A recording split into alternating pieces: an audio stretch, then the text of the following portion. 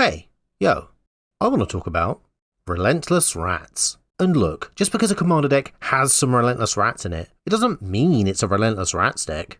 In Commander, every deck will eventually mill out. Doesn't make it a mill deck, does it? Every deck has land, doesn't mean it's a land deck, does it? Every deck has a Commander, but that doesn't make it a... Well, okay. Well, that one doesn't exactly work, but you get my point. Just because a small portion of a deck is devoted to Relentless Rats doesn't mean that's all the deck is about. So many people see the card Relentless Rats and see the fact it has the text, "A deck can have any number of cards named Relentless Rats," and they think, cool, Commander is a singleton format, normally you can only run one copy of each card, but now I know of a card that breaks that rule, isn't that fun? Relentless Rats is fun. And people are right when they think that. Relentless Rats is fun. It's a cool concept, which is also very playable. The fact each copy of Relentless Rats gets +1/+1 for each other creature on the battlefield named Relentless Rats means that by simply running a bunch of them, they all make each other stronger. That one mechanic alone is incredibly playable, and in fact rewards the player for running nothing but Relentless Rats. The deck basically builds itself. But that's the issue. That's all that some people think a Relentless Rats deck can be. Just take some land, fill the rest of the deck with Relentless Rats and be done. Not every game has to end with you swinging 64 Relentless Rats into your opponent to finish them off. This card provides more options than that, and I intend to prove it. So join me for this not Relentless Rats deck tech, where I aim to prove that you can have a deck with Relentless Rats, but that doesn't automatically make it a Relentless Rats deck. Let me show you. Okay, now, to start, let's rip this plaster off right now. Yes, this deck is running 9 copies of Relentless Rats. Again, is that all that it's running? No. Does that mean it's exclusively a Relentless Rats deck? Also no. Of course, that fact will understandably be hard to argue, because the next thing we're running is another 9 copies of Relentless Rats, but again, that does not mean that that is all that this deck is about. A deck can have Relentless Rats, but it can also have other cards that support Relentless Rats. For instance, the next card we're running is Relentless Rats. You see, by running this card alongside all our other copies of Relentless Rats, we'll technically be giving each of them +1/+1. That's a big boost if we can just get enough Relentless Rats out. To further support this playstyle, we'll also be running a copy of Relentless Rats. This too will boost all the Relentless Rats in the deck by giving each one we play +1/+1, just from the fact that it's a Relentless Rats itself, which is also very powerful considering we can run multiple of them in a deck. Now, to get serious, there's actually a way for us to quintuple the +1/+1 bonus on those cards, because the next thing we're running is 5 more copies of Relentless Rats. That's 5 more lots of +1/+1 per copy of Relentless Rats that we play, in addition to all of them getting that bonus themselves too. If we can get all 5 of these Relentless Rats in play at once, that's 5 lots of +1/+1 each other copy of Relentless Rats is going to get, plus any other +1/+1s they'll get from any other copies of Relentless Rats we happen to have in play at the same time. Again, that's a very strong combo. And obviously, you may have realised I'm joking. I couldn't resist. I said at the start that all people do with Relentless Rats is fill the deck with it and some land and be done. And looking the deck over so far, all we currently have is 25 copies of Relentless Rats. But I am nothing if not true to my word, and I promise this isn't a Relentless Rats deck and we are about to mix it up. Not just yet though, because we, like everyone else, do need to run some lands. So, land is our next category. And actually we're going to start with 9 basic swamps. It's not very many, but honestly this deck won't need much land at all. In fact, it may even be better if we're a bit tight on land.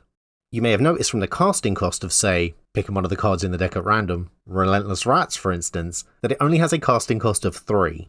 That's actually very similar to the casting cost of most of the cards in the deck. So our mana curve is going to be quite low. However, having said that, 9 basic swamps in the deck is very low if we want a good chance of regularly drawing 3 of them at least. So to help that, we're going to run some other lands in the form of another 9 basic swamps. Now I know what you're thinking. Red, wouldn't it have been easier to just say that you're running 18 basic swamps? And the issue with that is threefold, because A, it's easier to fit 9 cards on the screen at once for demonstration purposes.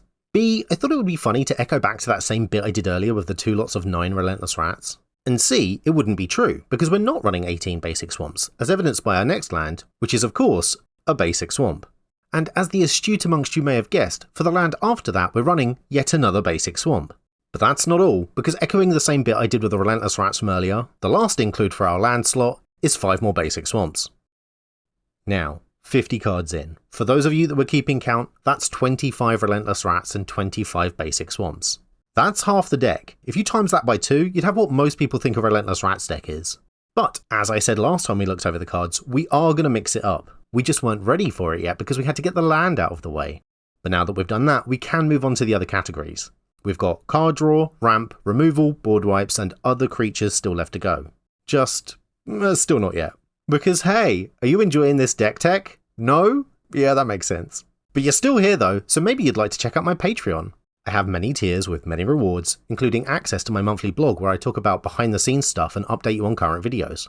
You can get a vote in my opinion polls where we discuss interesting aspects of the game.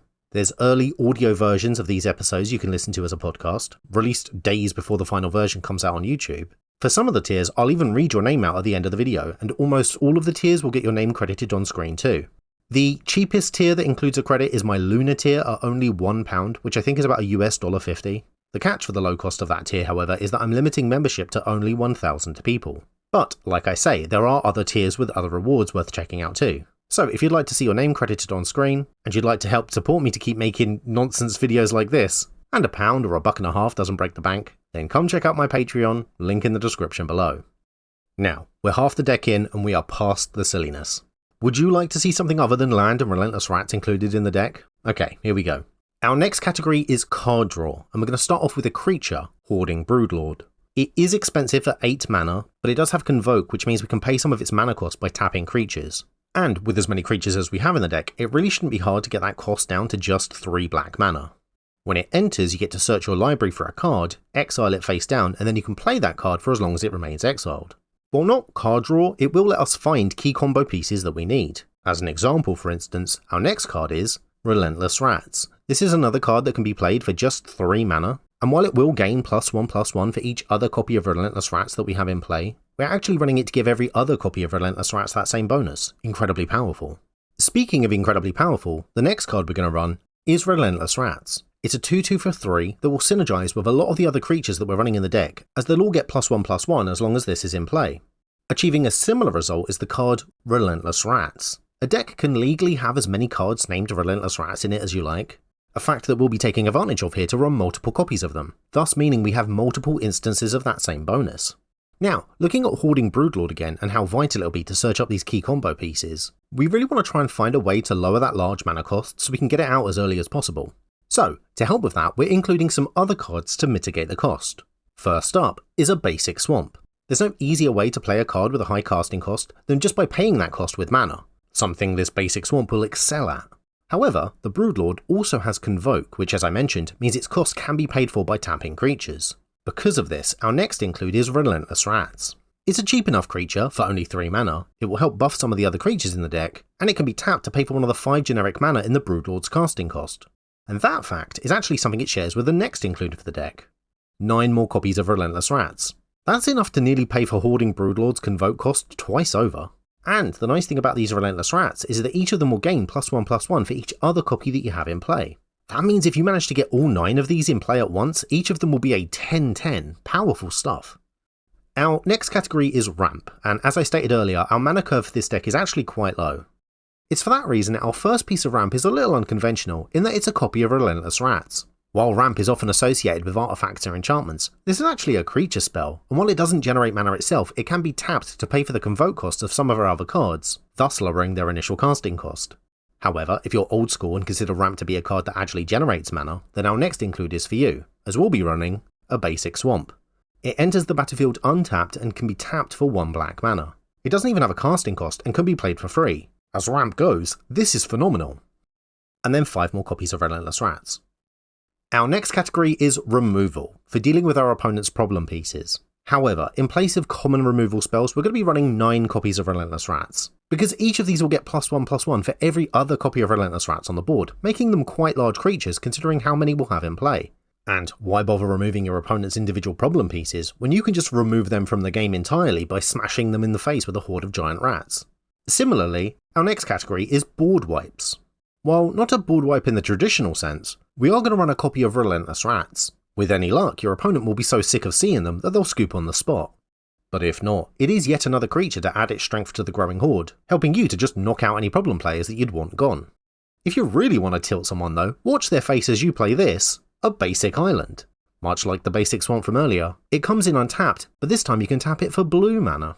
Most of this deck spells require black mana, but this can be used to pay for the generic cost of a lot of our cards. For instance, this could go towards the cost of our deck's next include 7 more Relentless Rats. And finally, our last category is other creatures. Now, our deck already has a bunch of creatures in it, which is why the first card we're going to add to our other creatures category is Echo of Eons. It's a sorcery which says each player shuffles their hand and graveyard into their library and then draws 7 cards. This will be fantastic for getting creatures into our hands from our deck, even if any of them happen to end up in the graveyard. This deck really hinges on its creatures, and so if any of them die, it would be nice to get them back. Creatures like, for instance, Relentless Rats. It has the rat creature type, so it's going to feel right at home in this deck. And it also gets +1/+1 for each other card named Relentless Rats on the battlefield, so it works really well alongside the other cards that we're running. You'll notice that Echoes of Eon has a casting cost of 2 blue mana, however. So the next card that we're adding into our other creatures category is 2 basic islands, which can be tapped to pay that casting cost. Of course, the chance of finding both of these in a 100 card deck is slim, so we'll also be running another basic island, which does the same thing and increases our odds of drawing one. Now, we only have 5 cards left to add before we're done, so we have one last category, which I'm calling Linchpins. These are some of the cards that really make the deck, and prove that it isn't just a Relentless Rats deck. So, our first card is 2 copies of Relentless Rats. They're both 3 mana 2/2s that get +1/+1 for each other creature on the battlefield named Relentless Rats. Next up is our commander, Sivitri Dragon Master, who we're playing for her second ability to go and search for that Hoarding Broodlord from earlier, which, if you remember, we can use to tutor for other cards in the deck. And the card we will search up is Counterbore, a 5 mana instant which counters a target spell. Then, you search the graveyard, hand and library of that spell's controller for all cards that have the same name as the countered spell, and then exile them. And finally, our last card is Laboratory Maniac. That's right, you thought this was a Relentless Rats deck? No, it's a Laboratory Maniac deck. And that's it, we're done. So to recap, this deck's game plan: you draw, playing land and rats to keep your opponent off guard. Once you have enough mana, you cast your commander to search for your dragon. You cast your dragon to search for your counterbore. You then counter your own Relentless Rats, exile 64% of your library, hand and graveyard, then play Laboratory Maniac, play Echoes of Eons and fail to draw 7 cards because your library's been exiled, and then win the game.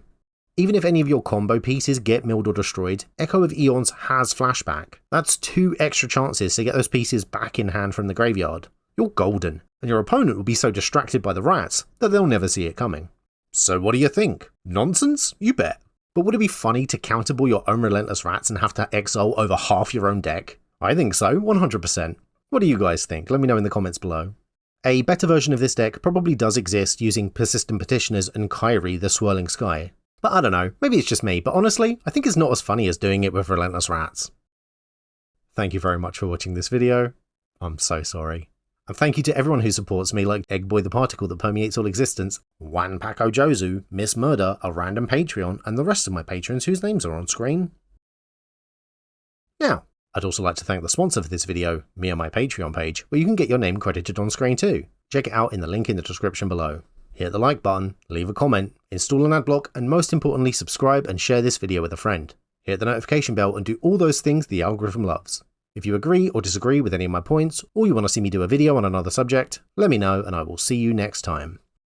There is not an insignificant chance that I've just miscounted how many rats there are. I actually don't know if this is a 100 card deck.